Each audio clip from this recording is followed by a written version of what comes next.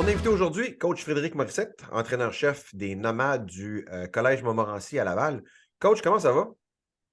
Très bien, toi, content de se voir dans notre petit rendez-vous annuel. Oui, très content, moi aussi, ça va bien. Merci. Écoute, on s'est jasé plusieurs fois pendant la saison, on s'est jasé un petit peu pendant la période de recrutement. Et quelle autre belle saison pour les Nomades. À Laval, vous avez fini au top du classement, encore une forte présence, participation aux séries. Puis écoute, ça s'est rendu quasiment au dernier jeu du match ou presque. Exact. Fais-nous un petit survol de ta saison 2022. En fait, on a eu la meilleure saison de l'histoire du programme, hein. C'est aussi simple que Rien ça. de moins. 7-1, 7 victoires, une défaite. Donc, tu sais, nous, l'objectif, c'est tout le temps d'aller en progression. Donc, c'est ça le plan, c'est ce qu'on a fait. En 2021, l'année du retour de la COVID, 5-3, avec la participation au Bol d'Or cette année-là. Cette année, 7-1. Donc, c'est ce qu'on visait. On visait une progression, on visait encore une fois une présence au bol d'or. C'est sûr que quand tu t'y rends, tu veux le gagner. Mais l'objectif, c'est toujours au moins de t'y rendre. Du moment que tu t'y rends, je veux dire, cette journée-là, peu importe ce qui arrive, là, c'est les deux meilleures équipes de novembre qui s'affrontent. Donc, tout peut t'arriver, mais quand tu es là, t'as la chance d'y arriver. Donc, non, on est très, très satisfait. Belle progression tout au long de l'année. Donc, non, très, très heureux du déroulement de la saison 2022. Ben, félicitations encore une fois à toi et ton équipe. Parlant de ton équipe, puis on va discuter un petit peu là, de la philosophie de l'équipe, puis peut-être les valeurs. Comment est-ce que Mhm. tu qualifierais ça à Montmorency? Je pense que le gros du succès qu'on obtient, c'est qu'on a une gang de jeunes qui ont embarqué dans le plan. On a une gang de jeunes qui sont ensemble. Puis quand je dis les jeunes, c'est les jeunes et le staff ensemble, là. Donc, on a vraiment la même vision ensemble. On a vraiment beaucoup de fun aussi. Tout le monde travaille égal. C'est ça la clé du succès. Puis en le faisant ensemble, ben, c'est là qu'on devient une grande famille de football. Nos anciens reviennent, s'entraînent avec nous. Donc, il y a vraiment une communauté là, qu'on a vraiment poursuivi des années passées, qui est vraiment de plus en plus solide. Je pense que c'est ce qui explique en grande partie le succès qu'on a, tu sais, la culture de travail qu'on a implantée durant les dernières années, ben, porte fruit présentement. Je pense que c'est pour ça qu'on a des jeunes très talentueux qui s'ajoutent d'année en année à notre programme parce qu'ils voient les résultats, ils voient le plan derrière ça, puis tout le monde y adhère, là. Donc, ouais. Hey, coach, malgré nos meilleurs efforts, on n'a pas été en mesure de trouver une date pour convenir avec les jeunes de ton équipe qui sont en classe. Ouais. Donc, on le fait à deux. Mais les jeunes, ils vont venir te voir pour X, Y raison. Qu'est-ce Ouais. que tu entends peut-être le plus souvent de ton côté sur leur appréciation du programme quand vient le temps de donner une opinion honnête de qu'est-ce qu'ils vivent et comment est-ce qu'ils apprécient ça à un moment-ci? Qu'est-ce qui ressort le plus? Je crois qu'une des choses qu'on fait, c'est qu'on va pas s'apitoyer sur qui tu es en arrivant à Montmorency. Je pense qu'on voit vraiment le processus derrière tout ça, tu sais, le processus sur 3 ans, sur 4 ans de chaque individu. Si on regarde, par exemple, bon, les noms qu'on connaît maintenant, que la plupart connaissent, on parle d'Olivier Coul, des Victor Charland. Oui. C'était des bons joueurs au secondaire. C'était pas nécessairement des joueurs hyper recrutés, hyper connus. Mais des gens pour qui on a passé beaucoup de temps dans leur développement. Si on parle de moment, si on parle beaucoup de développement, c'est ce Oui. qu'on fait. Donc, exemple, un jeune comme Victor, là, je dis un jeune, mais maintenant c'est un adulte, là. Donc, Victor, il est embarqué dans le plan. On a passé beaucoup, beaucoup de temps ensemble sur son développement physique, sur son développement football, sur ses connaissances football. Il a vraiment adhéré à 100%. Puis le joueur qui est rentré n'est plus du tout le même Il va que le sortir. joueur qui sort maintenant. Donc, je pense que c'est une des choses qui qualifie vraiment beaucoup notre programme. C'est de jour 1 au dernier jour, normalement, t'es plus la même personne. Question deux volets. Généralement, je pose une partie de la question aux jeunes puis l'autre au coach. Fait que je vais te poser les deux, mais Yes. en deux temps. Ouais, Euh, Toi qui reçois ou qui reçoit les résultats académiques des jeunes, ouais. tu as évidemment accès à ça. Mhm. Est-ce que tu vois une comment je dirais ça, Pattern. un pattern ou bien non? Est-ce que tu vois qu'il y a un défi à la base, là? Vois-tu qu'il y a vraiment un défi pour beaucoup de jeunes, plusieurs jeunes, très peu de jeunes qui fait le saut du secondaire vers le Ouais. collégial?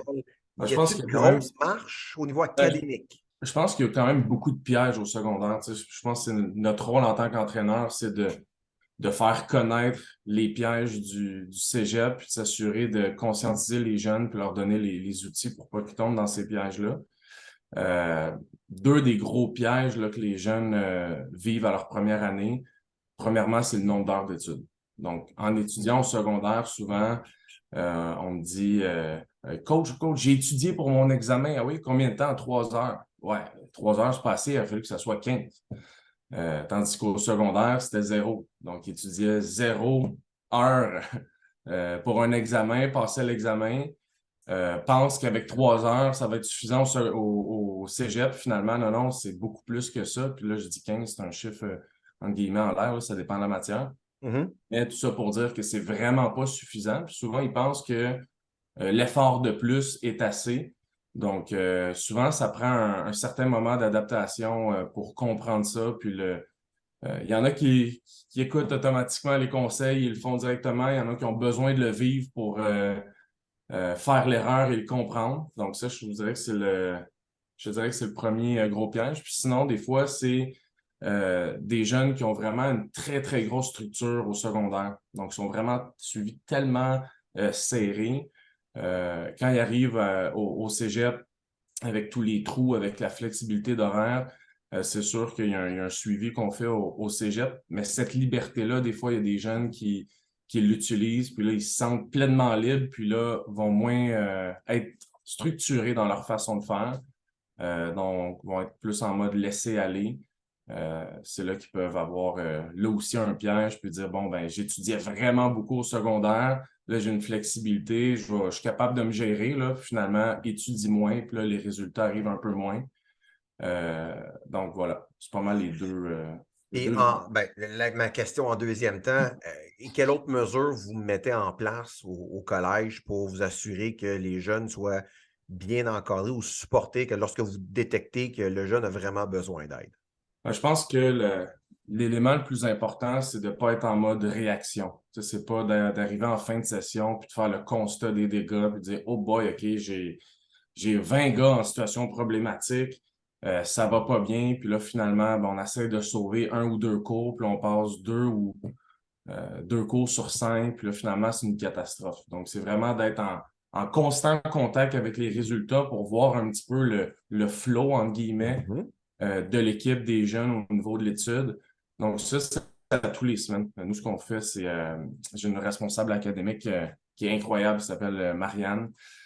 Tous les semaines, on a des rencontres ensemble pour revoir les situations académiques, de voir, bon, j'ai un jeune 5%, 0 sur 5, pas fait son travail de 5%, ben là, ça a un indicatif, puis là, on réagit tout de suite. On agit tout de suite au lieu de réagir, justement, Mhm. pour arrêter l'hémorragie. Mhm. Puis ça nous permet aussi de savoir qui est bien enligné pour continuer de les encourager à ce niveau-là, là.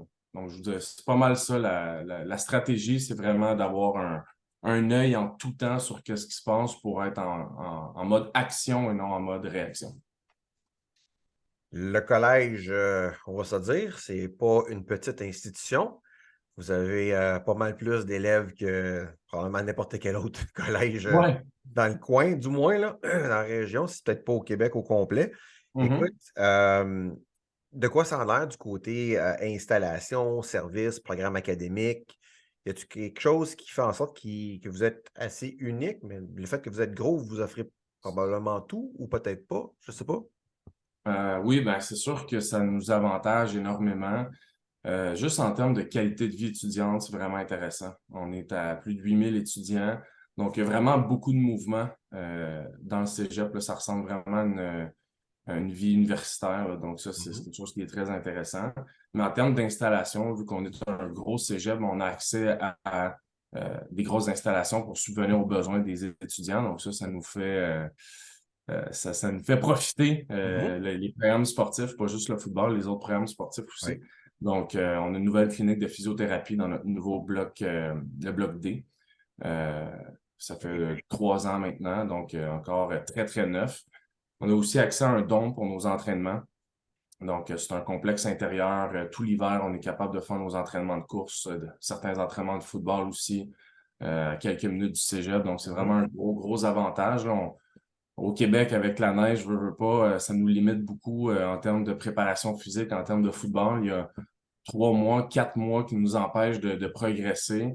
Avec ces installations-là, ça nous permet vraiment de pouvoir maximiser la préparation physique. Là, on le sait, le football, beaucoup d'éléments du football, du succès qui, en novembre, provient de la préparation physique. Donc, si tu es assez en forme, si tu es assez en santé pour durer une saison complète, c'est ça qui risque de dicter un peu ton succès en fin de saison, là. Donc, ça nous permet vraiment d'avoir un edge, comme on dit. Yep.